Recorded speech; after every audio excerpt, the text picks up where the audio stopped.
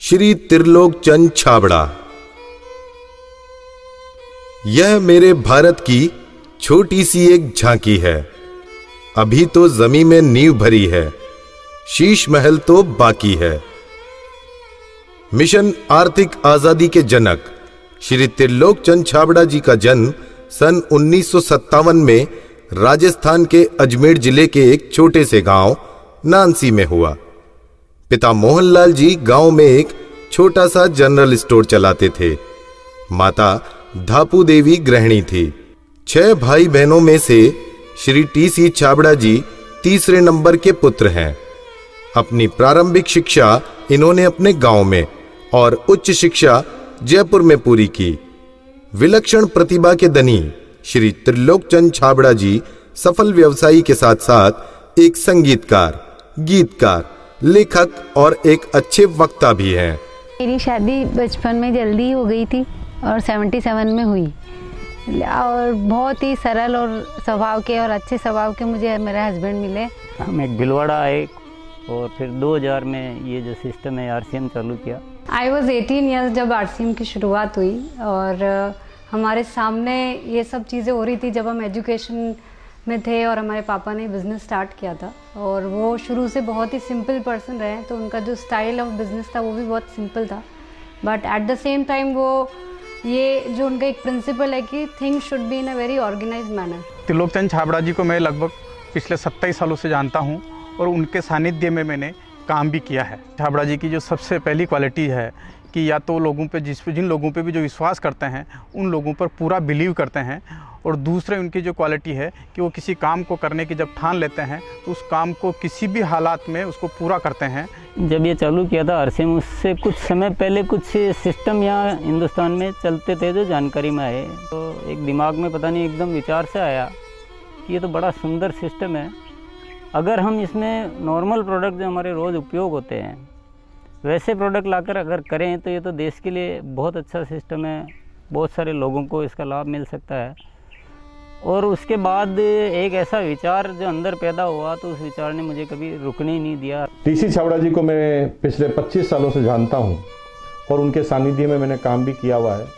TC. Chhabra जी की सबसे बड़ी क्वालिटी है उनके लिए काम होता है। काम छोटा और बड़ा नहीं होता, वो हर काम को उतनी ही सीरियसनेस से करते हैं, चाहे वो काम छोटा हो चाहे बड़ा हो।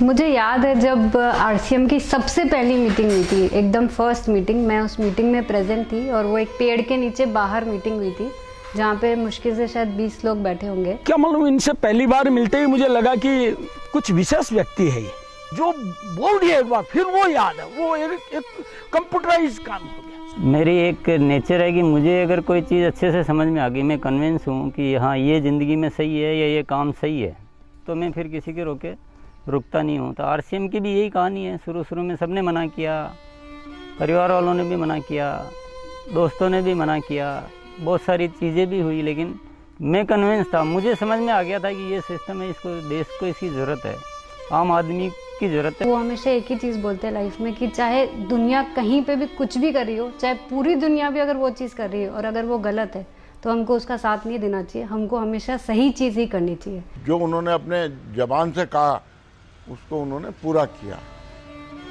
जबान के सच्चे ये उनमें मानता है। MLM के नाम पर ज़्यादातर कंपनियां कुछ महंगे प्रोडक्ट लाती है उसमें और ज़्यादा कुछ उसमें से बांटने की कोशिश करती है, और हम आरसीएम में ऐसे क्यों प्रोडक्ट लाते हैं जो बहुत कम रेट में होते हैं। बहुत ज़्यादा इधर कुछ चीज़ों को हाई फाई करना या कुछ बहुत ज़्यादा हर कहीं खर्च कर देना, तो मेरे को कुछ महंगी चीज़ खरीदना पसंद नहीं है लाइफ में।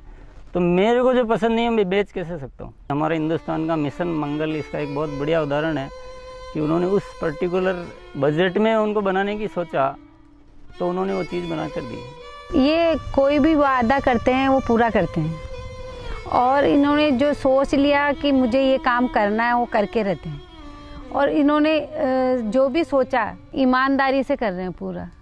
बहुत सारी चुनौतियाँ आई इस काम को करते हुए।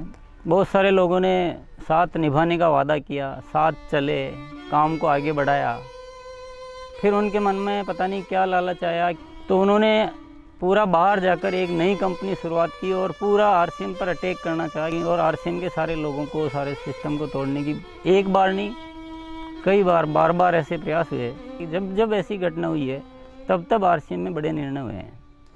जो सामान्य गति से चल रहा था उसमें एक मजबूती आई, एक बड़े निर्णय लेने की ताकत आई कि अब तो इसको करके ही रहना है। वो बहुत कम बोलते हैं और बोलते हैं वो एकदम सत्य और सीमित मात्रा में। डायरेक्ट सेलिंग सिस्टम में एक बहुत बड़ी बात सीखने को मिली कि लोगों को कभी भी आप ओवर कमिटमेंट मत करो। 2011 में जो हमारे साथ में ये गवर्नमेंट का हुआ, उसमें बहुत अलग हमारे पर इफ़ेक्ट हुआ उस चीज़ का कि ये भी होता है क्या लाइफ में ऐसा। और वो ये जो एक फेज़ था वो बिल्कुल बहुत कठिनाई का दौर था, बहुत ख़राब स्थिति से हमें गुजरना पड़ा। मेरे परिवार पर संकट आए और परिवार से ज़्यादा जो हमारे जो टीम है, हमारे जो इतना बड़ा हिंदुस्तान में परिवार बन चुका था, उसको सबको दिक्कतें आई।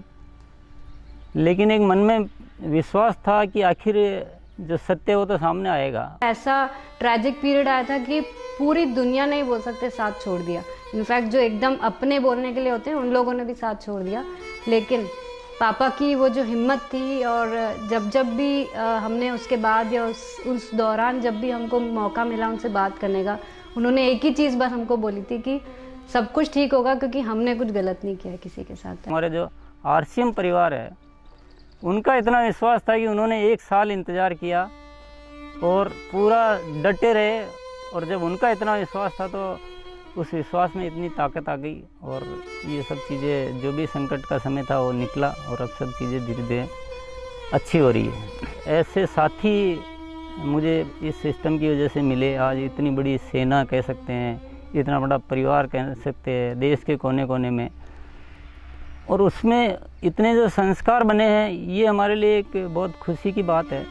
इतना बड़ा व्यापार उद्योग धंधा होने के बावजूद, इतनी बड़ा साम्राज्य होने के बाद भी उनमें तनिक भर भी अहंकार या पैसा होने का घमंड दिखलाई नहीं देता है। ये उनकी सादगी और उनकी महानता को दर्शाता है।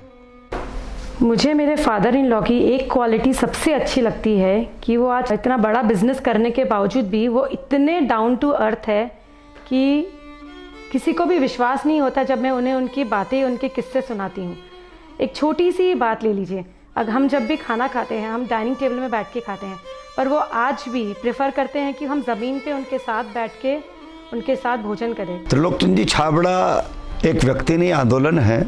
उनके जीवन में उन्होंने बहुत संघर्ष तो किया ही है, लेकिन सबसे बड़ी बात उनमें है सादगी और सच्चाई। आरसीएम की शुरुआत से ही मैं काम कर रहा हूं, और जब आरसीएम बिजनेस की शुरुआत हुई थी तो टीसी छाबड़ा जी की एक सोच थी कि दुनिया में जो कंपनियां आती हैं मल्टी लेवल मार्केटिंग में, वो बड़ी बड़ी और महंगे महंगे प्रोडक्ट लेकर आती है। और टीसी छाबड़ा जी की सोच थी कि मैं एक ऐसी कंपनी की स्थापना करूं जो इस तरह के प्रोडक्ट बनाए जो इंडियन रेट में हो, इंडियन कल्चर में हो, इंडियन मेंटालिटी को सूट करते हो, और आम आदमी उस बिजनेस को कर सके, आम आदमी अपने जीवन को बदल सके। 2016 में इसकी गाइडलाइन जारी की गई भारत सरकार द्वारा। उसके बाद से इसमें काफ़ी स्पष्टता आ चुकी है। उसके बाद हमने पूरे सिस्टम सेट किए, हमने पूरे टेक्नीशियंस सेट किए, हमने लेबोरेटरी सेट की, और इतना बड़ा सेटअप हो चुका है कि आज हमारे आरसीएम की प्रोडक्ट रेंज में करीब 400 प्रोडक्ट शामिल हो चुके हैं और आगे ये श्रृंखला चालू है। आरसीएम क्यों अपनी ओन मैन्युफैक्चरिंग इकाइयाँ स्थापित करता है या अपना सेटअप क्यों लगाता है, इसके पीछे जो मुख्य कारण है कि आरसीएम ने अपने प्रोडक्ट डेवलपमेंट में 4 कमिटमेंट कर रखे हैं कि ये चारों चीज़ें हमेशा रहेगी। पहली चीज़ है प्रोडक्ट उपयोगी होंगे, दूसरा स्वास्थ्य के लिए अच्छे होंगे, क्वालिटी नंबर 1 होगी और रेट बहुत रीजनेबल होगी।